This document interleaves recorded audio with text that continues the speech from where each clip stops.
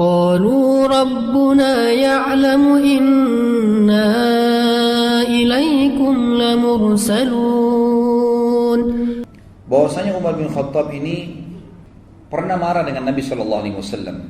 Jadi setelah melihat kejadian di Mekah, simpang siur, setiap hari orang bicara tentang Muhammad terus. Pengikutnya Muhammad disiksa, orang Quraisy bertengkar, berkelahi, suku sama suku saling bermusuhi, suku sama suku saling bertengkar, gitu kan? Suami istri terpisah dengan suaminya. Umar bin Khattab bilang Muhammad sudah gila. Saya harus bunuh Muhammad. Itu perkataan Umar bin Khattab di awal. Saya harus bunuh Muhammad. Maka dia pun keluar dengan baju perangnya, membawa pedangnya, gitu kan? Keluar khusus untuk membunuh Nabi Sallallahu Alaihi Wasallam. Gitu kan? Lalu dia pun mendatangi Abu Jahal dan berkata kepada Abu Jahal. Pada saat itu Abu Jahal mengatakan, saya akan memberikan 100 ekor unta yang membunuh Muhammad. Maka Umar berkata, betulkah yang kau bilang hai Abu Jahal? Dia bilang iya. Baik, Umar bin Khattab keluar membawa pedangnya, sekaligus menyatukan antara hadiah yang dikejar 100 ekor unta itu dengan bencinya dengan Nabi Shallallahu Alaihi Wasallam pada saat itu. Dikatakanlah maka Umar bin Khattab pun jalan, kemudian menuju ingin mencari Nabi SAW. Waktu itu dia tidak tahu Nabi SAW itu di mana. Ketemulah dia dengan seseorang yang bernama Nu'aim bin Abdillah. Nu'aim bin Abdillah ini seorang sahabat sudah masuk Islam dari keluarganya Umar. Lalu dia bertanya, wahai Umar, mau kemana kamu? Kata Umar, saya ingin membunuh Muhammad yang telah mengacaukan seluruh Quraisy ini.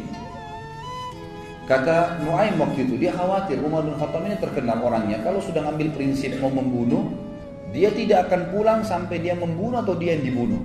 Itu prinsip dasarnya. Selalu begitu di masa jahiliyah.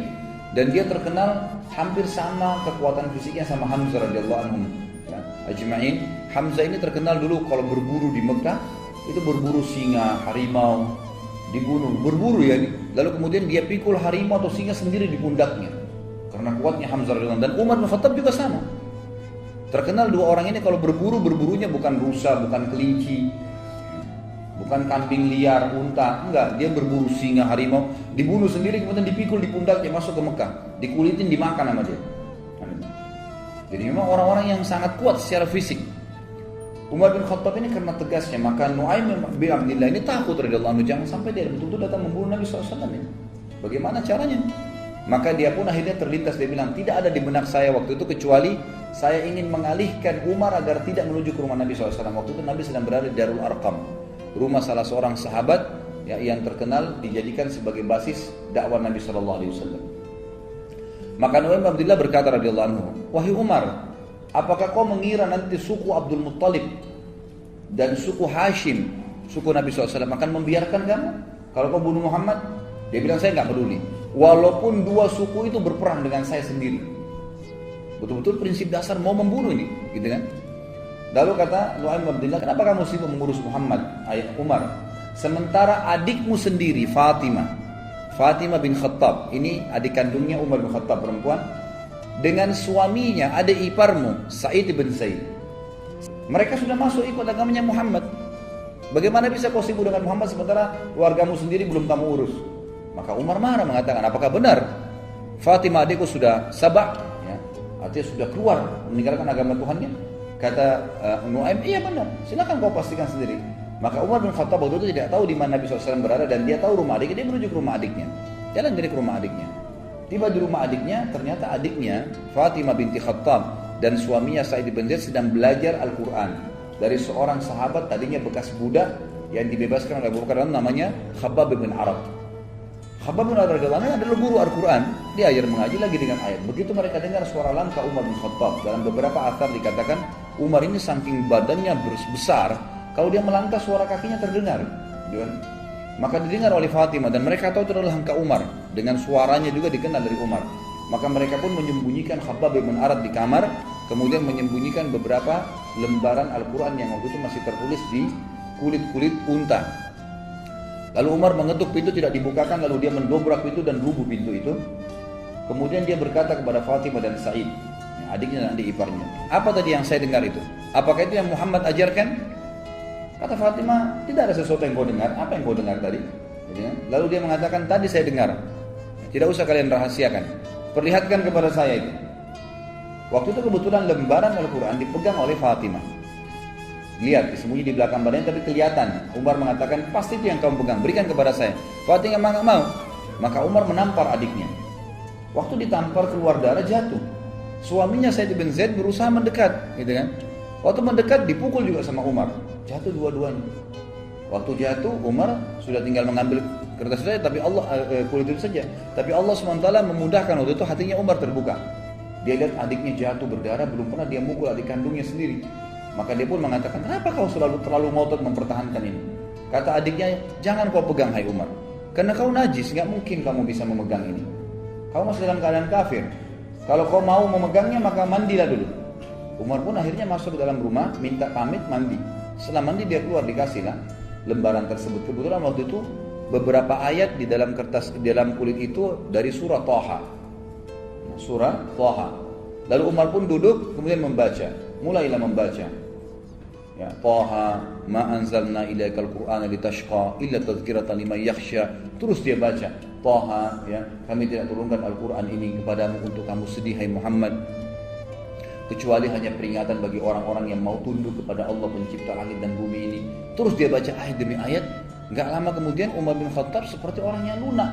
Kita bisa lihat kalau orang lagi tubuhnya dalam keadaan sombong, yang dia kuatkan, dia tegarkan, dengan orang yang lagi lunak, gitu kan, beda.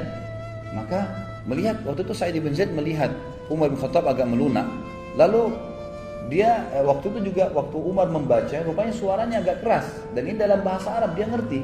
Umar itu bisa membaca, ya. Maka dia membaca pun, maka dari dalam kamar waktu Umar membaca ayat tersebut dan bacaannya benar, karena itu bacaan dalam bahasa Arab, dia tahu. Maka Khabbab bin Arad, guru mengaji tadi dari sahabat Nabi yang bekas budak yang dibebaskan oleh Abu Bakar ini, keluar. Lalu melihat keadaan tersebut, Umar bin Khattab berkata, di mana Muhammad? Khabbab bin Arad tahu bahwasanya Umar ini sudah lunak nih. Dia mengatakan, wahai Umar, kalau kau mau saya yang tunjukkan. Maka Khabbab bin Arad pun memegang tangan Umar lalu sama-sama menuju ke Darul Arqam.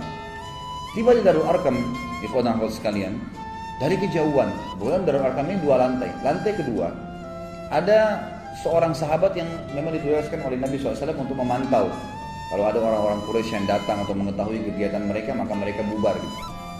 Begitu dia lihat dari jauh, ternyata ada Khabbab bin Arad datang, lagi berada di sebelahnya Umar bin Khattab. Dan Khabbab bin Arad ini memegang tangan Umar, tapi dari kejauhan kesannya seperti Umar yang memegang dia, karena besarnya tangan Umar, gitu kan. Maka yang sahabat di lantai 2 rumah ini mengira Umar bin Khattab menawan Khabbab bin Arad, gitu kan, dan dia datang untuk membunuh Nabi SAW.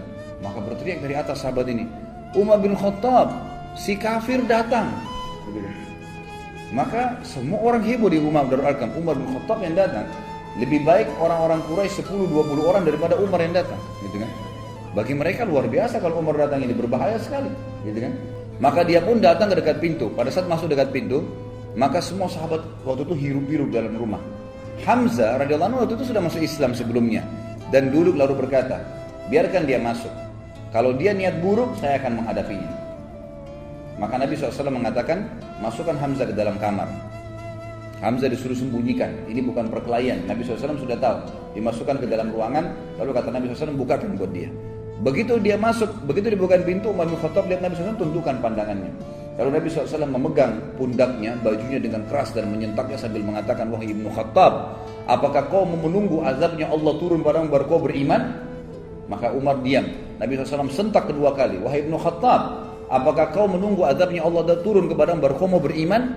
Sampai 3 kali lalu Umar bin Khattab jatuh berlutut di tanah lalu mengatakan, saya beriman kepadamu ya Rasulullah. Lalu dia syahadat. Pada saat dia syahadat, seluruh Darul Arqam bertakbir. Karena besarnya takbir kaum muslimin, bangga dengan Umar masuk Islam, terdengar sampai di dekat Ka'bah takbir mereka. Jadi saking besarnya. Ini salah satu kisah yang berhubungan dengan masuk Islamnya Umar bin Khattab.